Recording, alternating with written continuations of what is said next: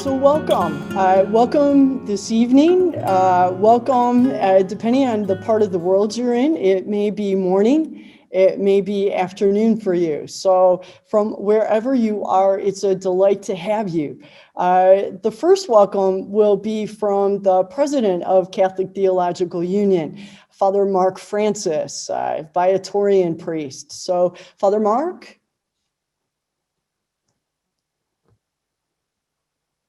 Wherever you are in the 620 people here, if you unmute yourself. It's my Unmute. Could you try that again? I think we muted you. I am delighted to welcome you all to this conference. All of Catholic Theological Union is delighted to welcome you. There's such an outpouring of enthusiasm for this conference because it is so timely. I, first of all, would like to thank the National Black Sisters Conference for co-sponsoring this conference with our Center for the Study of the Consecrated Life. This particular the context that we're talking about is really timely because those of us in the United States, I think many of us have breathed a sigh of relief after the events of this past weekend. And we see that there are certain ways in which we need to be part of the solution to the problems in our country that deal with questions of racism and other issues. Our nation is suffering from a pandemic. We're suffering from obvious questions of racial inequity and justice. But we as religious need to be part of the solution to this. And I think that this particular conference is a way in which we as religious can, in a positive way, react to the current issues that confront us and to reach out and find positive ways of being part of the solution. So I thank you for joining us, CTU faculty. I'd like to now call on Sister Josita Colbert to do the introductions. Thank you so much. Greetings. I'm Sister Josita Colbert, a sister of Notre Dame de Namur and president of the National Black Sisters Conference, a conference founded some 52 years ago, consisting of Black religious women and associates of men and women from all over the US of A, Caribbean, Canada, and the motherland. One of our goals and objectives basically is to be about good trouble, to work toward the liberation of our people, to collaborate with those organizations such as the National Black Catholic Congress, Clergy Caucus, the LCWR, NRVC, and also CTU Center for the Study of Consecrated Life in the eradication of systemic racism. I would like also to thank the members of the National Black Sisters Conference, the National Black Catholic Clergy who make up this panel, and also to thank all of you who've joined us this evening and hope that we together will learn something. We'll learn how to better be about the business of welcoming and journeying with those of our African American Black men and women who have answered God's call to be consecrated men and women. And so again, I thank you. Thank you, Sister Josita. I'd also like to offer my welcome. My name is Sister Maria Simperman. I'm a religious of the Sacred Heart of Jesus, and I am on the faculty here in theological ethics at Catholic Theological Union, an associate professor. I also direct our Center for the Study of Consecrated Life. And so on behalf of all these groups, we're just delighted that you're here because your presence speaks to the importance of such gatherings and conversation together and then ensuing action. So I would like to begin with an acknowledgement of the land upon which I stand, which is the land of the Potawatomi, Miami, and the Illinois people. I am so grateful for their care of the earth, the water, and I pray that we may be good carers of the earth, the water, the land upon which we live, wherever we are. I would also like to acknowledge Jean-Baptiste Pointe du Sable, the first permanent non-Indigenous settler of Chicago, who's recognized as the founder and father of Chicago, a free man born in Haiti who married a woman from the Potawatomi tribe. And we here also ask for the intercession of Sister Thea Bowman, Franciscan Sister of Perpetual Adoration, for our gatherings, for our conversation and discernment. Thank you.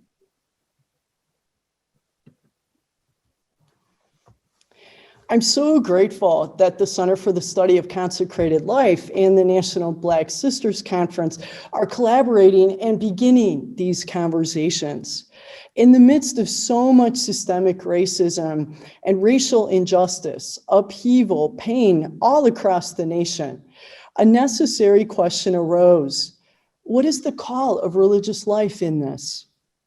We know that a number of congregations and institutes of women and men are already actively engaged in anti-racism efforts. At the same time, the wondering was, what might happen if we invited people across congregations and faiths and lives and to hear one another, to begin a conversation? And it would first be to listen and to share. So I'm so grateful for early conversations this summer and early fall with a number of persons, many of whom are here. And then for this wonderful, really prophetic planning committee of Sister Josita, Sister Anita Baird, daughter of the Heart of Mary, our Good Shepherd Sister Gail Lawanda, Sister Ronnie Greer, a sister of St. Francis of Philadelphia. They made the connection with also the National Black Catholic Clergy Caucus. So a widening set of communities kept emerging, and many of you from the different CTU communities. I'm also grateful for the continuous support and encouragement of the Hilton Foundation and the Catholic Sisters Initiative, which has made this series possible. The spirit truly has been quite palpable in the planning. The title of this series reminds us of our ultimate call, the call to love, the call to transformative love. And from this, we attend to race, place, and we know the grace that's part of it all. So we acknowledge, that we're all called to respond to systemic racism, and even acknowledging that the word race is a socially constructed word. While the presidential election has been completed, even as some pieces continue, what is clear to all is that there is much work to be done. What might be the call to religious life at this time? This is a time for some important listening and ultimately asking us, to what are we being called to respond? We hope to engage this question together over the course of these weeks as we listen, share, and in every week begin imagining. The format of the gathering is as follows. In the first part, we will hear our sister and brother panelists share their experiences of being persons of color in religious life, church, and society. And they'll be addressing 2 questions.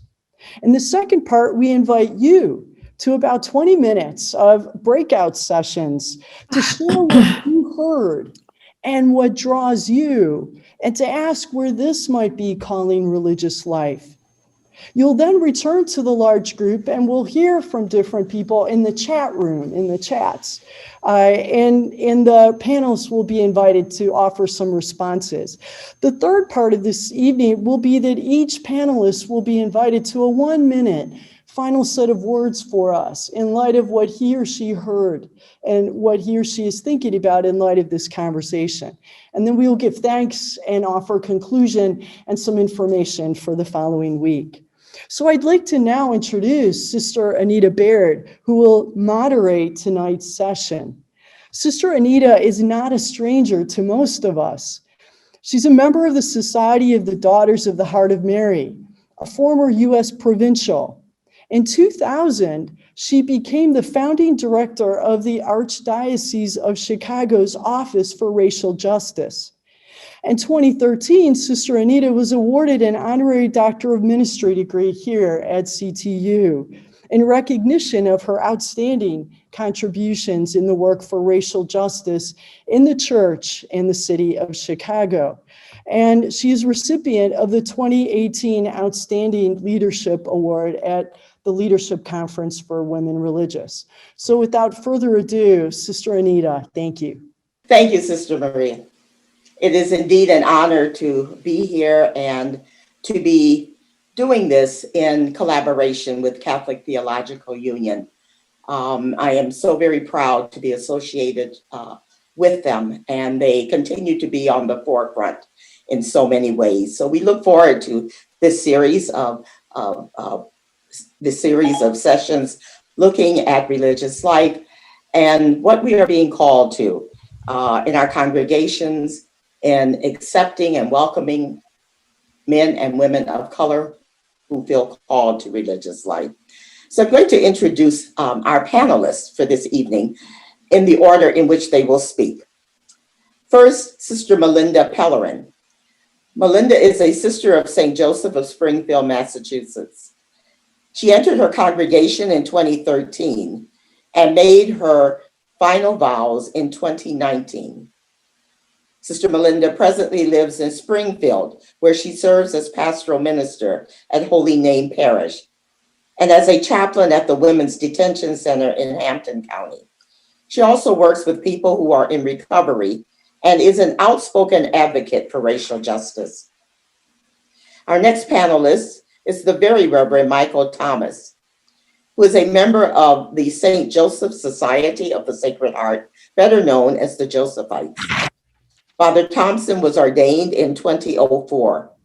He has held several leadership roles, including serving as Vicar and Superior General of the Josephites. Presently, Father serves as the pastor of Our Lady of Perpetual Help Church in Washington, D.C. Our next panelist is the Reverend Jeffrey Ott, who is a member of the Order of Preachers, Dominicans, province of St. Martin de Porres. He was received into the community in 1995. Father Ott is president of the Board for Interfaith Community Initiatives and is on the Leadership Council for his province. He lives in Atlanta, Georgia, and is the pastor of Our Lady of Lourdes, the first African-American Catholic parish in Atlanta. Next will be Brother Ernest Miller. Brother Miller is a member of the Institute of the Brothers of the Christian Schools, better known as the Lasallian Brothers. He entered the congregation in 1993 and made his final profession of vows in 2003. He presently serves as Vice President of Mission, Diversity, and Inclusion at LaSalle University in Philadelphia, where he is responsible for ensuring that the university is meeting its values and mission through its commitment to justice. And our last panelist is Sister Desiré Findlay. Sister is a member of the Sisters of St. Felix of Cantalese, better known as Felicians. She entered the community in 2010 and professed her final vows in 2019. Presently, she lives in Pittsburgh, Pennsylvania, where she serves as Vocation Outreach Director for her province. Sister Desiré is a well-known writer with her own blog and a liturgical dancer who is passionate about dance as ministry. So we welcome our panel, and with that, we are going to begin our discussion. We're going to ask you to share on two questions, and we could go on all night. Each one of you have a story that is worth hearing, but because of time, I'm going to ask you to please limit your comments for this first go round to 2 minutes each. So the first question is, we'd like for you to share how you came to enter your community and what that journey has entailed for you as a person of color in a predominantly Euro-centric congregation. The level of acceptance, embracing of your cultural gifts, spirituality, values, worldview, etc. We'll begin with Sister Melinda. Thank you, Anita. I sometimes feel like this journey that I've been on is like the gospel song. I feel like a motherless child. Sister Thea Bowman usually sang that song as her theme. I entered religious life, as the song said, a long, long way from home. I was introduced to the Sisters of St. Joseph when I entered elementary school, and I knew on that first day that I wanted to be a Sister of St. Joseph. But the roots and why I come to this community come from Broussard, Louisiana, where I heard stories of racism in the Catholic Church, segregation at Mass, and it instilled something in me, a resilience, a faith, and a trust that we are not motherless children and we have gifts to give to the church. I still remember the first interview from the outgoing president of the Sisters of St. Joseph when I entered into the congregation. I did not feel invited in. In fact, it felt more like it was just a strange feeling.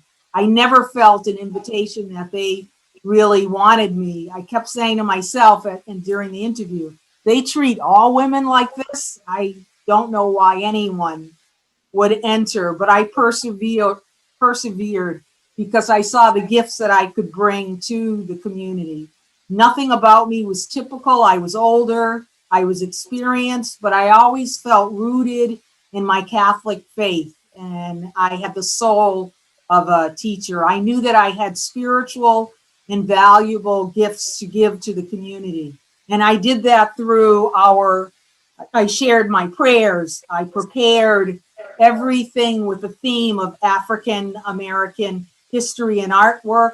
I knew when I entered a community of white women, it would be challenging and frustrating. I remember a time in a house evaluation when one sister said, "Oh, sister, I don't see color." And my mentor on the leadership team stepped in and said, "Oh, sister, you need to see color." And Anita, I want to give you credit for that. She said she learned that at a conference from you. In conclusion, my values and frustration with the community were often in my evaluations when they said things like, "Melinda seems angry, Melinda is angry." But my mentor, a Sister of St. Joseph, she always backed me up. She corrected the adjective used to describe me. I was always extremely frustrated by the word "she's angry" when I was passionate about what I was doing in the community, my community. Worldwide view is very problematic for me in the community. And it's an issue for me when these pandemic times, this local church remains so silent on Black Lives Matters, immigration, and police reform. Having entered into conversations on my perspective has sometimes been viewed as a threat. White privilege and white power are difficult conversations, but I believe the grace is that the sisters in my community are always willing to sit down and dialogue with me, even if the dialogue is difficult to handle. Thank you. Thank you. Father Michael Thompson. Thank you, Sister Beard, for having me on this panel. Bringing my thoughts of the community. I entered the Josephite community only because as you know, historically, it's the only community in the country that serves and ministers predominantly to African American parishes. And so I'm from a Josephite parish. I grew up in a Josephite parish, had a vocation call at an early age, but because I guess of the racism I saw and things that, you weren't invited, never saw, Black priests, never saw Black nuns, We had the Blessed Sacrament Sisters teaching in our school. And so just kind of thought it was an idea, but I had 2 priests in my family already, 2 SVD priests and a diocesan priest, Father August Thompson, and another priest, Father Dugay from SVD. And then I also had, I am the 6th vocation from my parish. So there were some Holy Family sisters. I had a first cousin that was a Holy Family sister. So I knew they were Black religious, but how do you minister? What congregation do you join? And so I kind of contemplated Dominicans and others. And then I always went back to the Josephites only because I said, if I'm going to dedicate my life, I'm a late vocation, I'm called to minister to the faithful people of God, I want to do it with my people. 2 reasons. One, because they have been neglected. The other reason was that it gives you a sense of comfort level when you're ministering to people of your own kind. The Josephites were welcoming into the community. They welcomed you in. They wanted Black vocations, I think, in particular areas. Not all Josephites were on the same page. And so, of course, there's systemic racism within a community as well as racism within a family structure in a racial context of families. And so I decided I would apply to the Josephites and was entered into the Josephite formation program, bringing my gifts and talents, working in corporate America, bringing leadership skills and organizational skills. I kind of went a little quickly up the ladder of acceptance into the community. But I guess one of the things that kind of bewildered me was some of the racial responses that I heard while in formation. A number of times thought about leaving because I heard things like, we keep ordaining them, they're going to take over our community. Even though there were already Blacks in the community, already Africans in the community, the majority thought that they were going to lose, leadership and authority of their community. And then I realized right away that the thought process was that we built this. We went to serve African-American people. We are the great white hope for them. And therefore, we want you to come. We want to be welcoming, but we want to stay in control. And that frustrated me for a while. And my spiritual director and mentor, I said what was going on. And I just remember him saying all the time, you have to stick with it. You cannot change anything from the outside. You have to change it from the inside. So you've got to stay in order to do it. And so that's when I began to realize that I had to share my talents, share my culture, share my love for God and his people and the ministry that he was calling me to. And to do that, even sometimes with the burden of racism that you had to have, that you just kind of like they tell you, keep your mouth shut and do what you're told to do. And so you went in with that attitude. Being in leadership changed my concept because, of course, you have to be responsible and be the father of all priests and guide them and lead them in their constitution and the work that they do in the ministers throughout the country. So I had to look at it from a different perspective, more of a leadership perspective. And then I saw the gifts and the values that people were bringing from different cultures, but it was the church, I think, that wasn't recognizing. It's the church that had been suppressing to the work of the Josephites and the work of, especially of African-American priests and African-American leaders in this church, that you were able to be there, but not to speak loudly, but to be quiet and do what you're called to do. Thank you, Father. And now we'll have Father Ott. Yes, thank you. I need to update my bio as I am no longer on the provincial council. I've done my time, thanks be to God. Growing up in New Orleans in the rarefied world of the Black Catholic milieu of the 70s and 80s, all Black Catholic schools from elementary through university, and moving to New York City in my early 20s and finishing grad school, I felt like I wanted to do more with my life. I had started to pray about what God was calling me to do when I met Dominican brother Herman Johnson on the way to church one Sunday morning.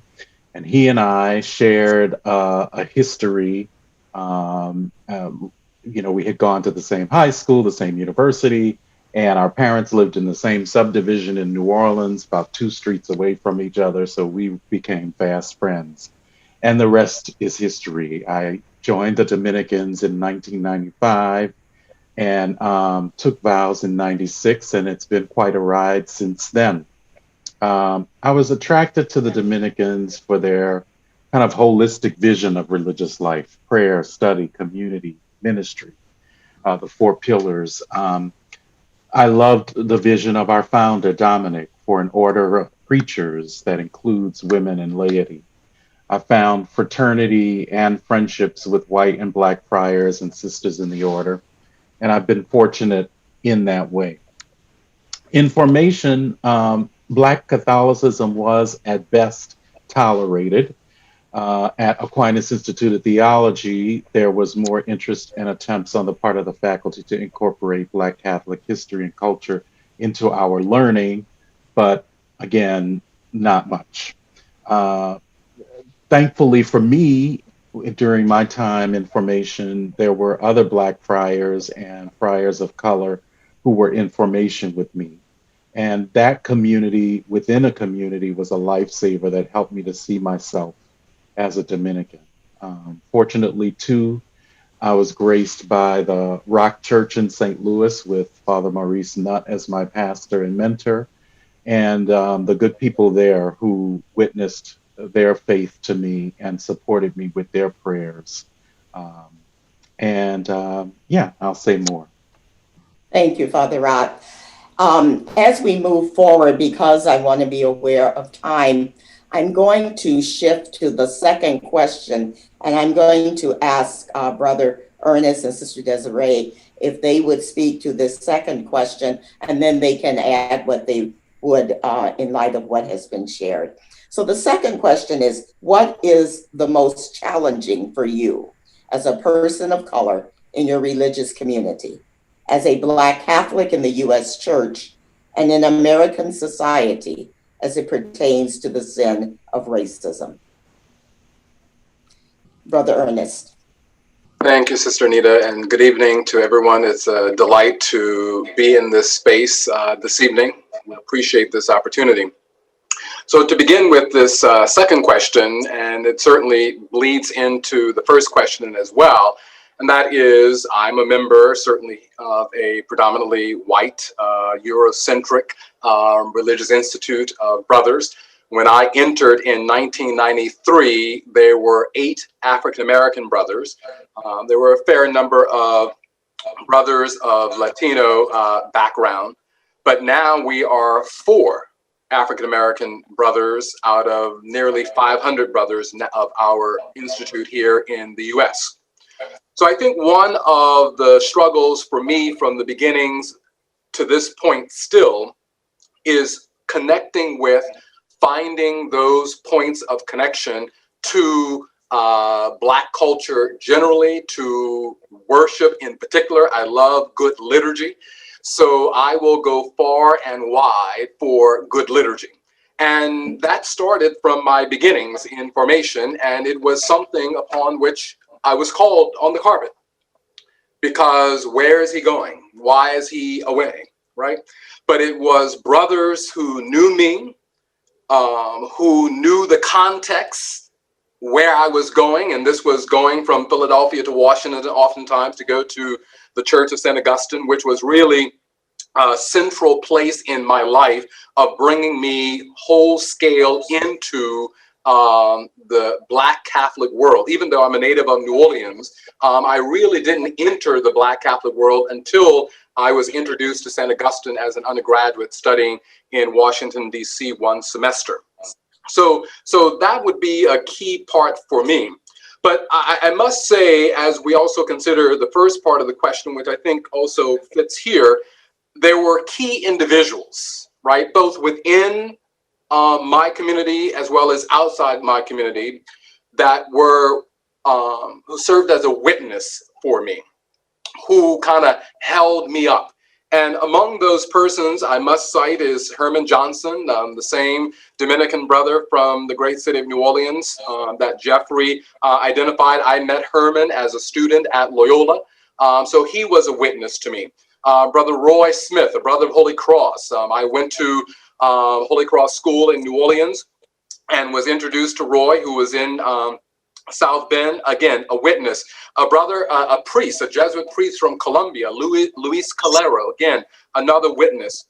But more than anything, and I'll pause here, is that it was my third grade teacher, Sister Juanita Wood, MSc, a Mary Knight Sister of Holy Cross, who first gave me the notion of being a brother and an educator.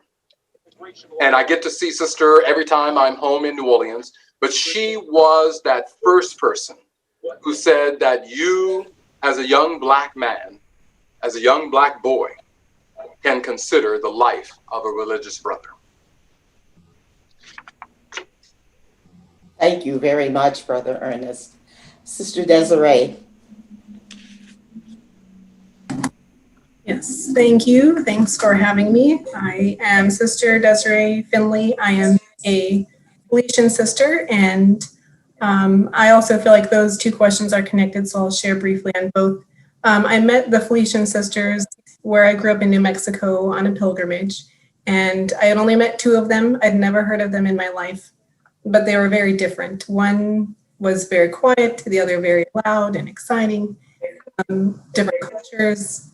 So what I loved about that was it told me they were different and that in this community, it was okay to be different. And so it felt like there was space for me, as a woman of color. But I entered not really knowing how many levels of different I was thinking about, and how diversity was just across religious life in terms of even what we wore, what ministries we chose, where we lived. And so a challenge has come out of a blessing. So I was blessed enough to be granted the opportunity to have membership in the National Black Sisters Conference, to be able to attend the National Black Catholic Conferences. So my community supported me in that, supported me because I didn't grow up in what we would say, I guess, is American Black culture. I didn't attend liturgies that were any different from what most of my sisters would have attended. So I didn't come with a culture that looked different. I just came in looking different. And then when I learned more about my Black history, my Black Catholic history, and it was like I couldn't ignore that and I couldn't be silent about it. And so now the challenge is that I see the biases, I see the prejudices, and I see how those unchecked prejudices become discrimination, and it drives me crazy. So now, I don't know if they're happy that I went to these conferences because now I'm speaking up all the time. But I'm grateful because I do know that my community listens, even though I know that there are times I'm going to have to challenge them on what I see that is unjust. So thank you. Thank you, Sister Desiré. And I also would like to give Sister Melinda and Father Thompson and Father Ott a moment if there was something you would like to add around that second question. For me, I think the challenge is being able to come to table and talk about the racism within the community and within the Catholic Church and in the world. I think we just don't have enough dialogue. We're just now becoming comfortable to use the word racism and say and call it what it is. And I think more and more, if we can do that with our white counterparts and be able to just speak what's truth and what's on your mind, I think we can move forward. But dialogue, communication has to happen. And what we do, of course, for the faithful people of God. And it is those people who hold us up. It is those people why we're here. That's why we continue our ministry. And we're able to go through the storm because we know joy cometh in the morning.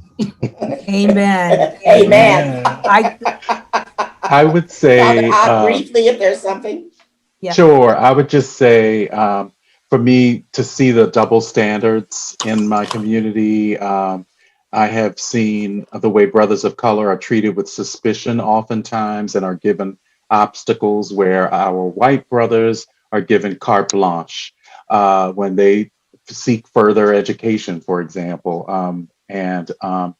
The way our white senior community friars go out of their way to befriend and mentor white junior friars or more junior members. And that has to change, along with all the other systemic ways of white supremacy. Thank you, Father. As I was listening to all of you, and we have some other stories, no doubt, as men and women of color. When I was appointed provincial, the one good thing is you get to read your file. You can go through and see what do people write about you. And it was interesting that when I was applying, I found in the letter recommending that I be accepted that I was bright, educated, and well-spoken. And then I went through and I looked through other folders, and that was not in there. So there's always a sense that we have to somehow make the dominant society comfortable with us. And they are comfortable with us if we speak well, if we can move within their circles. But there's never the offer or the reach out of looking at liturgy through our eyes and how we worship and what feeds us and nurtures us, even as simple as what is served on the dinner table. Right. I've often seen so many of our brothers and sisters come from Africa and from India and other places where rice is served at every meal. And it's never thought of to be inclusive and to ask, what would you like? And not that you have to do away with what normally is served, but you make the table larger. So I think this conversation hopefully will help our congregations to set a more inclusive table, a larger table. And if we can do that, then I think we will have accomplished something. So I want to thank you. And I know we're at time. Sister Melinda, if you have just a minute. Just 1 minute. It gets exhausting when you're the only one and you are always spreading the message. It's got to be the entire community. I am not the only one. I'm not the one that has to learn these things. It's the dialogue that we have to have together, and don't expect me to do the work for you. Thank you. Sister Maria. Thank you. What a rich sharing, and how much we continue to learn and need to learn. At this moment, we are going to offer some time for you in small groups. And we have about 785 people here. So please just hear what we're going to do. We're going to put you into 50 different groups. And what there will be time is for some sharing around what you heard, and you'll have approximately 20 minutes. The two questions we invite you to begin with are these. One, what struck you in what you've heard so far? Like, what moved you? And what do you sense from this calling religious life at this time? So one, just what struck you? And two, what do you sense calling you?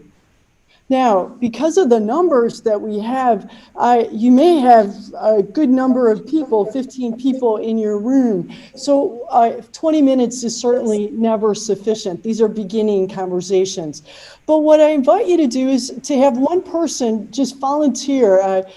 We're all good people. We know how to do this. Just one person, like in a few seconds, say, I'll just moderate the session to keep us talking. And some people may choose to just offer their responses in the chat in your small group, and others may choose to speak. So you'll have 20 minutes. We'll type these questions again for you in the upper bar, and we'll give you, Letitia will give you a notice when you have 10 minutes left, when you have 5 minutes left, and when there's 1 minute left. So there's a lot. This is a beginning.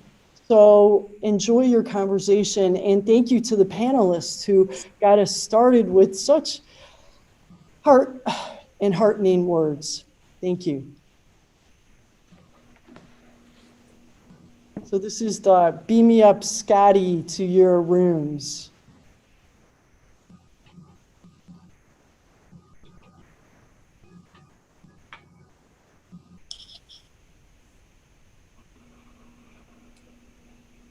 You could think about your response. So just in case we can't go into the small rooms, I do invite you right now to start looking at the chat and your own thoughts on this. I'm going to just maybe read a few of this because there's already a lot of profound pieces.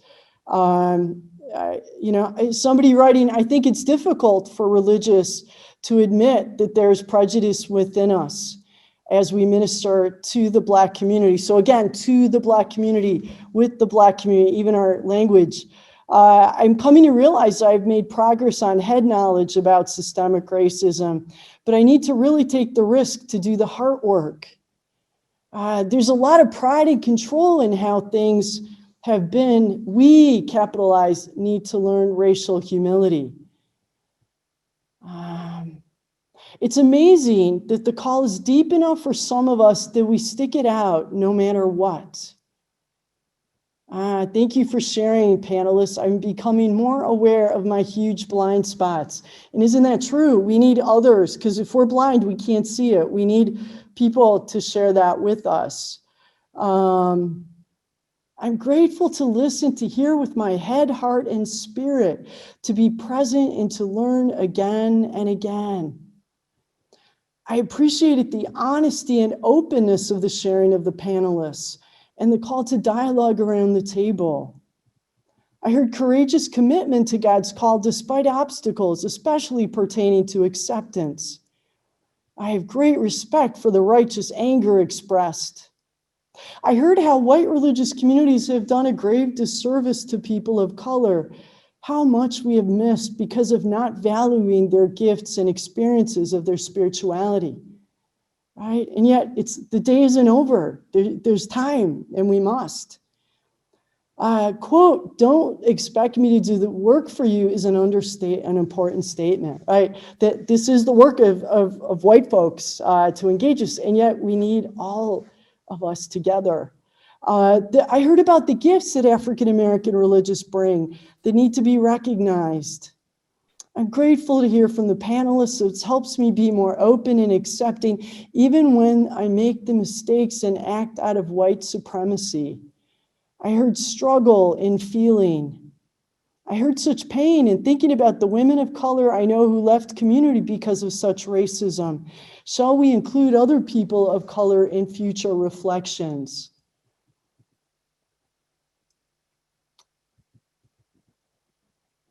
The message I heard from the panel was, you don't belong here, and that should never be. How do we walk in another's shoes? What struck me was the passion that burns steadily in your lives. Your conviction is a ministry, one might say. The heart of your response to God is much stronger than the obstacles you have faced. It seems that people of color just had to fit in instead of asking them how the community could be more welcoming and inclusive. I'm aware of the parallels with being a person with a disability entering religious life. I heard great courage. I heard a willingness to share their desires and their woundedness. It's like my own experience. I entered because of sisters I admired who encouraged me. I had a hard time in formation because of having entered older and not being a teacher like all the others.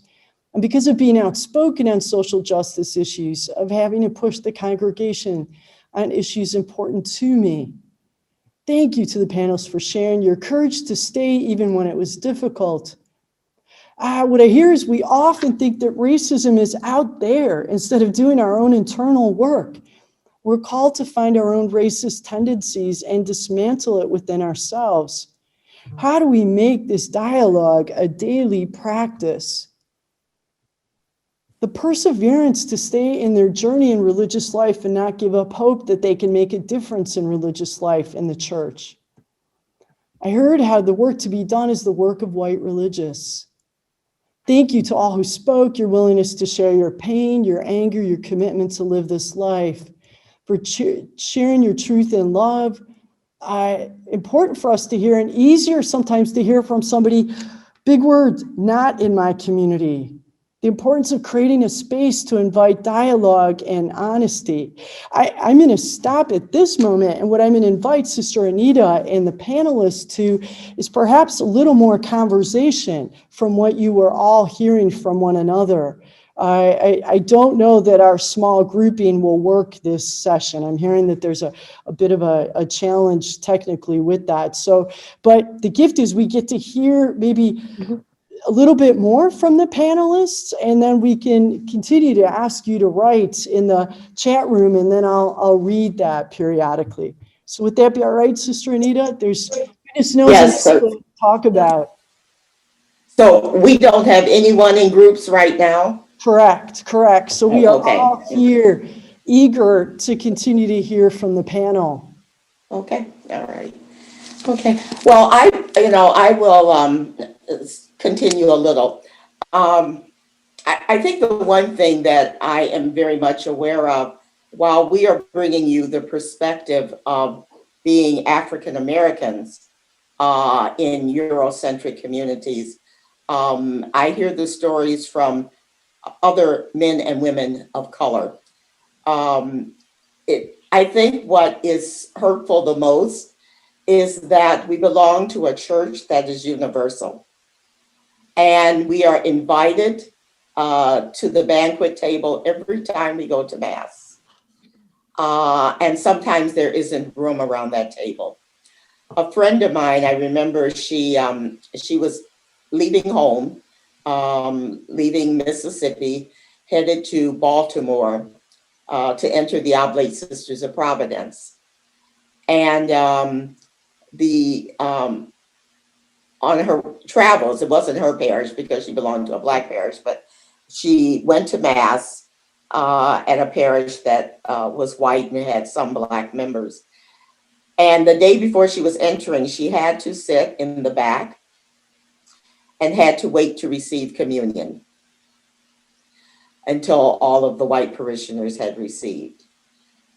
And yet there was something that was calling her to give her life in consecration to God through religious life. There are so many stories, particularly in the early days of the National Black Sisters Conference, when our sisters shared stories of horrible things that they had to endure. Entering a congregation in segregation. 4 Black women entered in 1946, I want to say, somewhere in the late 40s. And they were not allowed to do their novitiate at the mother house. They had to do their novitiate at the segregated colored hospital that the community ran. And yet they persevered. The richness of culture lends to the authenticity of who we are called to be as church. And I think we do have to have these conversations. We need to be able to be honest. But I often find when you bring up racism within your congregations, people kind of give lip service to being interested, but there is a real sense of unease and not really wanting to admit the truth and begin to address the problem. And that's what I find more frustrating than anything. And anyone else that would like to speak? Anita, Yeah, okay. go ahead, Melinda. No, go ahead. I'm sorry. It just, these are the times that we're living in. And I think we need to tell our stories. You have to hear these stories. And I tell my story about race in my family, not in my own community, not in the diocese that I'm in, but I'm invited to do it in other dioceses. And I always start off with, I'm going to tell you my Catholic story about my ancestors who sat in the back of the church in Broussard, and they called it the White Catholic Church. I often would ask my great-grandmother, why did you stay in that church where white Catholics went up and received communion first, then the white priest put on gloves, and you from the back had to receive communion? She said, this is a woman who is illiterate, did not have an education, was bilingual, spoke French and English. She said, because you know who was sitting with us in the back of that church? Jesus was with us. Mhm. And we know what this church is supposed to be about. It may not be that way now, but we know what it is. And so when I said I'm rooted in Broussard and I'm rooted in the faith of the church, I'm rooted in that resilience, that I'm going to tell my story, and things have got to change. And they will change if we're in dialogue and we're telling our story. It's just frustrating when the community that you're in, the place where you were born, the diocese that you are in, says to you, oh, Sister Melinda, we're not going to have a program on Black Lives Matter or racism right now because we don't have the resources to do that, but be patient. I lack the patience for that. And in my resilience that I learned from my ancestors, I'm going to keep challenging my congregation and the church. Thank you, Sister Melinda. Sister Josita? Yes, there's a question for the panel. This one was that they've heard of Black religious people who were in a community and who left, and what keeps you going? What keeps the panelists going? They talked about being in a congregation where there were other Black religious women. This was women, but still. And the question to the panel is, what keeps you here?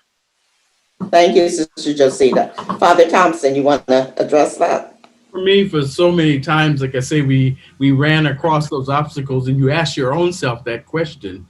But, for me, it was always going home for Christmas, going home in the summer, going for summer assignment. And the people would say, we're praying for you. I can't wait till you get ordained to be my priest. That's what kept me going. That's what kept me saying, it's Christ's work, not their work. I'm going to do Christ's work. And so you build that resilience because you know that the call is greater than the institution. It's greater than the bureaucracy. Yes. It's Christ himself who gives you the grace and the strength necessary to move through. And so you hold that. But I agree, dialogue is important. I sit on the Major Superiors Board, and we did 2 years ago, come to table and let's talk about white supremacy. And we had about 50 priests there, and we said those who didn't want to talk felt uncomfortable to leave, and about 20 left because they weren't ready to hear that, but we realized that it has to be talked about. Most white people, when we say white supremacy, don't even know what white supremacy is. That's our definition. For them, it's a conditioning of life. And so they've been conditioned to think that way, to act that way, and they have no clue that it's superiority complex. They don't have any clue that it's supremacy. It is us who name it and identify it because it's hurtful to us. For them, it's a way of life. And so when we dialogue, then we bring it to table, we bring you and we call you to accountability. And as some of the people said in the chat, it's time for us to change, to have new ideas, a new concept, a new reality, and stop allowing ourselves as Black Catholics to just assimilate and to make a change. Thank you, Father. Thank you. Brother Ernest, are you there? Sure. Two things I want to address. One is, I think one of the things that keep me grounded as a brother of the Christian schools is the founding story of our institute itself. Is one of the things that appealed to me from the beginning. Is one of the reasons why I chose an all brothers institute. early on, I was kind of a peculiar child. Some may say I'm still a bit peculiar, but a vocation director of the Holy Cross Brothers first visited me in 6th grade in the Sisters Convent. So I was very close to the Marianite Sisters of Holy Cross before I left St. Rita's School to go to Holy Cross. But it's our founding story that keeps me grounded. And because at the center of that founding story is how the Christian school is a sign, signifies the reign of God, right? So I truly believe in education as a sign, as signifying the reign of God. I also remain grounded in my vocation because of the grace of being able to be teacher and student, student and teacher, right? That it is when I'm in the classroom or whatever the context in which I find myself, is not just about me, right? And so at our foundation in our Lassallean spirituality is this notion of the keystone is relationships, right? Teacher, student, student, teacher, right? So that's another aspect. And then third, relationships both within the community as well as outside the community. Some of those great witnesses that I mentioned earlier in our time together. On the question of white supremacy, let me just push that forward just a bit more. Resmaa Menakem, who is a somatic therapist based in Minneapolis, some of you may know of him. I suggest you read him and listen to him. He pushes it out a little more to say it's about white body supremacy. Sorry, I put my camera off. Sorry about that. It is about white body supremacy. That is, it's within our system. And we're all infected by it and affected by it.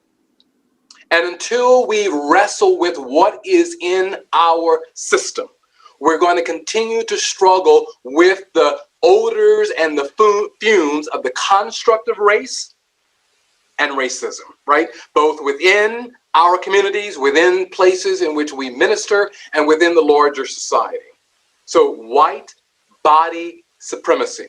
And as we've heard, and I'll end here, suspicion, right? As Sister Anita said, right, when she came into the community, the sisters saw her as learned. And rightly or wrongly, I think there was a similar perception for myself. I came into the brothers as perceived as learned, right?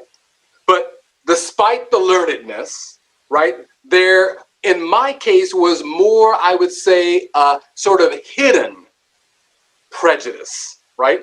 It showed itself in various ways, but in some ways, it's more insidious when it's hidden, when it's on the edges, right? When it's talked about in the back room, when you're out of range, and so on and so forth, right? Suspicious about this dark-hued brother, about the things that seem to interest him, the directions he seems to want to go in certain ways, right? And so we must continue to move forward on this pilgrim journey in our individuality as well as in the context of community. Thank you, brother. Father Ott. Yes, ditto to what's been said. I did not, unlike a lot of maybe religious, I didn't feel the call to religious life at all. I wanted to be a TV news person, an anchor person. And when I found out that I couldn't do that from college, with my BA in hand, I was very disappointed and I was lost. But fortunately, I had some good sisters of the Blessed Sacrament who saw something in me and invited me to consider the priesthood. And I think that there's something to that.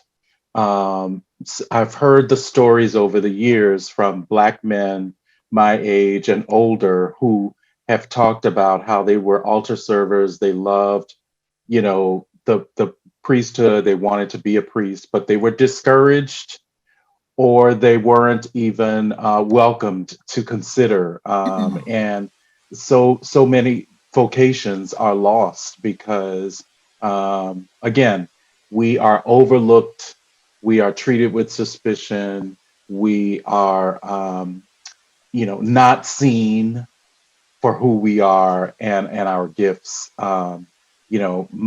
My grandmother too received communion, at the back of the church, and I used to wonder why she would, stay in a church like that. I was raised in that Black Catholic milieu, but I never had a Black pastor to look up to. And so yeah, so there's a lot of work to be done. I was recently here in Atlanta and at a church in the suburbs waiting to preside at the next mass, standing in my habit in the vestibule, and not a soul greeted me or directed me to the sacristy or anything. And people were passing me and going in and out of the church, and I was standing almost in the door. And I told that story to one of my community members here, an older member, and he said, "Oh, I don't believe that." And it was a fresh kind of affront to me that I'm just sharing my experience, and it wasn't believed. And so that's another thing that we have to do in our communities. If we're going to share our stories, and I think that that's important, we have to be heard and we have to be believed and received in that way. Thank you. Sister Desiree? Sure, thank you. I mean, I've heard the word suspicion come up a couple times, and I think that's important to me right now because as vocation director, and I mentioned earlier the discrimination that I'm seeing sometimes even in my ministry, where we treat some people with suspicion and not others, and especially when it comes from people outside of the United States of America. Certain countries, it's like, okay, we can manage that. We can do the immigration stuff and go through all that. And then when it comes to other countries and women wanting to come from specific countries, then it's like, well, wait, what are their intentions? Why do they want to come to the United States? Why don't they want to stay in their own country? And that, to me, it's, there's this underlying prejudice, and I don't think my sisters even see that. And so it's the hard part for me, and kind of like Sister Melinda was saying, it's not just up to us to teach people, but I don't think people, if someone doesn't know it, how are they going to know? Someone has to tell them. And so I feel like while it's uncomfortable for me to bring it up, and while my heart can be pounding and my palms can be sweaty when I want to say something, and I have to get it out, I know that I'm here for a reason, that I maybe was the first, African American into this congregation for a reason. And so, while we do have culturally diverse newer members, one sister from Kenya now, there is still a lot of suspicion surrounding certain people. And I think learning how to bring up those conversations, but also affirming my community for the things that they've done so far. Like they have had workshops for our sisters. They had a couple of individuals from the learners group, both of them African American, come and talk to our sisters. But I don't want our congregations to be comfortable because they're trying. I want us to try so hard that it becomes uncomfortable. Thank you. Thank you. Thank you. Sister Josita, did you have any other questions, or Sister Gail Lawanga? Yes, I have a question for the panel. Can anyone respond to what can religious communities do to help facilitate formation to make things better for candidates of color to enter? Oh, Okay. Sister Desiree, maybe because you're in vocation work, I'll ask you to begin that response. Sure. The only thing I can think of is to not be afraid to just try it. So we can't keep saying, well, we have to be ready. Our sisters aren't ready. Like, who are we waiting to die off so that we'll be ready? You know, we don't want to just keep pushing it, because we allow people, then we string them along, or we don't give them the dignity that they deserve in the discernment that they're asking for with our communities. So to say, well, we're not ready yet, that doesn't do justice to anybody, not even to your community. It's if God is calling them to your community, then they probably need to be there for some reason. So sometimes we have to figure things out as we go, and sometimes that means formation as well. And while the women are figuring it out in formation, so are the formators, and so is the council.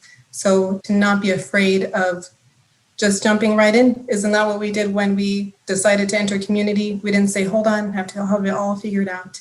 But we said, I'll go and we'll figure it out as we go. So that's my only recommendation. And to listen to the women, to ask them, how is it for you? And what is uncomfortable and why? And to have conversations with the formators. What is it that's uncomfortable for you and why? And get to the root of those things. Thank you. Sister Melinda, you've just finished being in formation.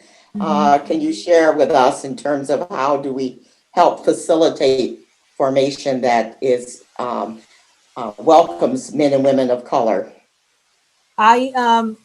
The great gift in my community is they recognize the fact that they did have one woman of color that was coming in, and they got in contact with the National Black Sisters Conference. I know they had conversations about, what resources should we be using, how we should form Melinda, how the formation, what it should look like. And so I think communities need to do that when sisters are coming in. And just, my grandmother used to say, the Holy Spirit is always working.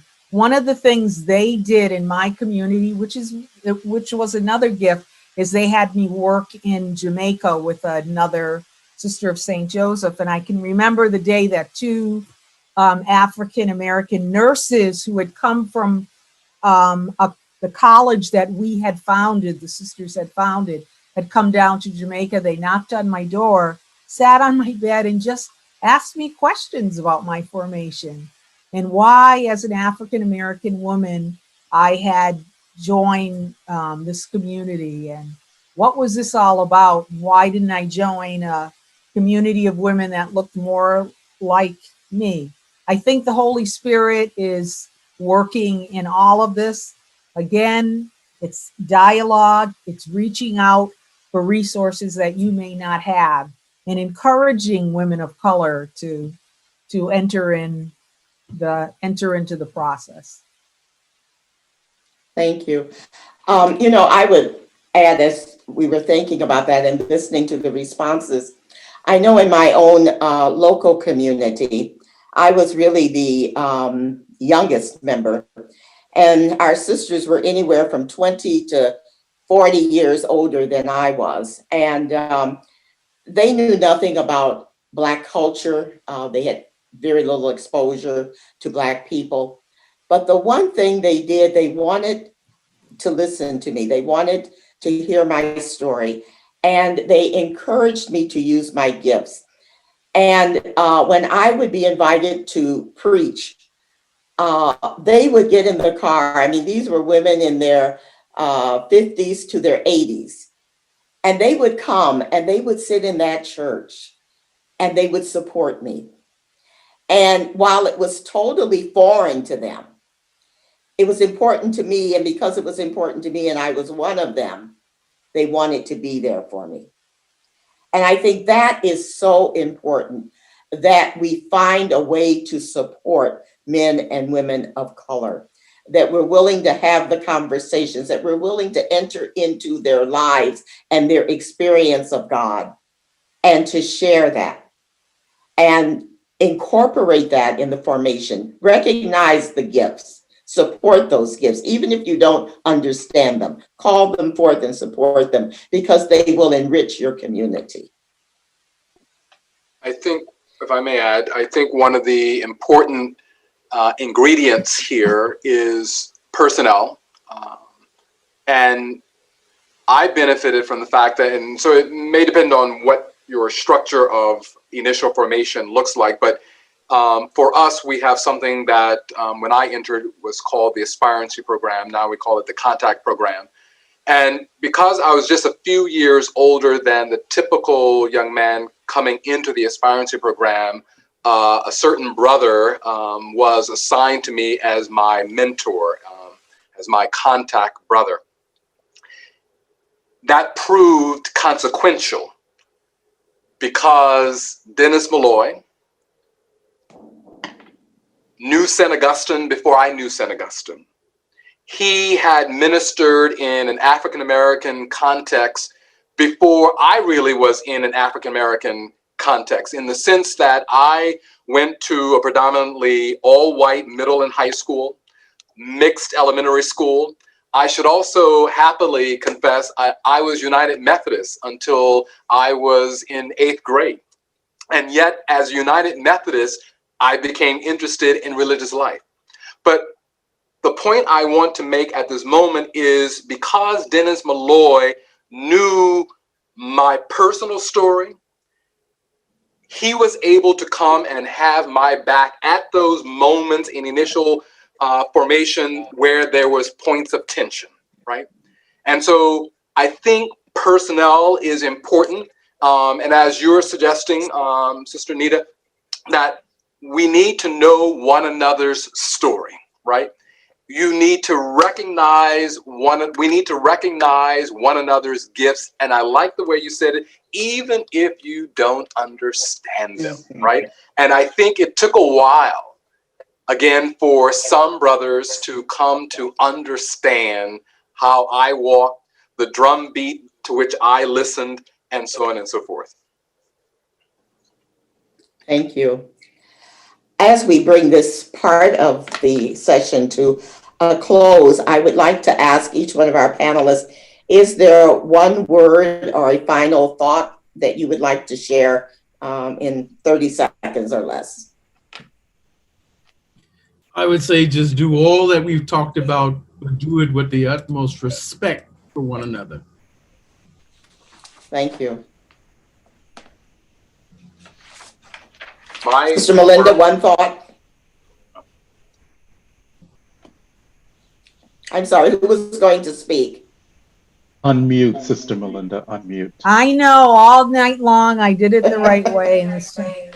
Final remark, 30 seconds or less. It's my charism. It's the Sisters of St. Joseph and the dear neighbor, and recognizing the dear neighbor in everything that I do with my community. And that's the way we will transform this. Thank you. Father Ott.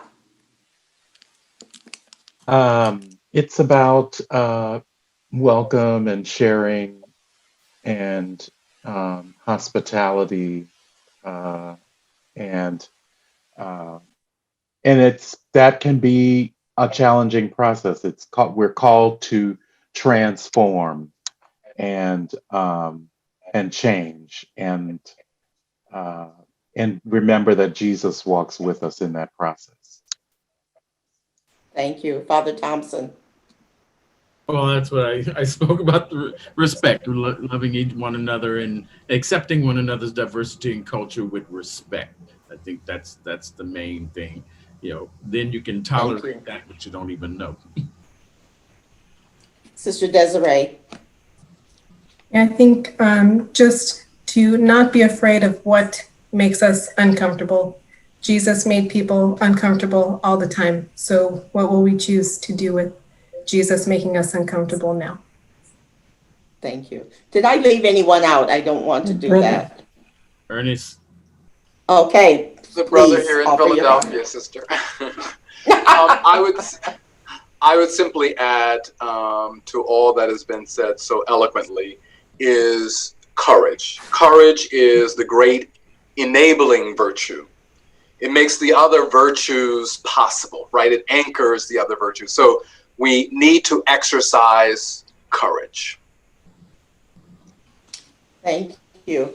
And we want to thank our panelists for your sharing of the deep reflection, the love that was expressed in spite of the hurt, the pain, the struggle, the love that we have for our church and the gifts that we bring. We bring our gifts of Blackness and we offer them and we continue to offer them. So thank you all very much for sharing. And I'm going to now turn it over to Sister Maria.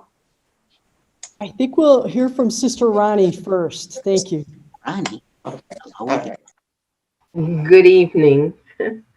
On behalf of the Center for the Study of Consecrated Life and the National Black Sisters Conference, we want to thank you all for being with us this evening. I also would like to mention our deep sense of appreciation for tonight's panelists. Moderator Sister Anita Baird, Sister Desiré Findlay, Brother Ernest Miller, Father Jeffrey Ott, Sister Melinda Pellerin, and Father Michael Thompson, for sharing their experiences of religious life, church, and society.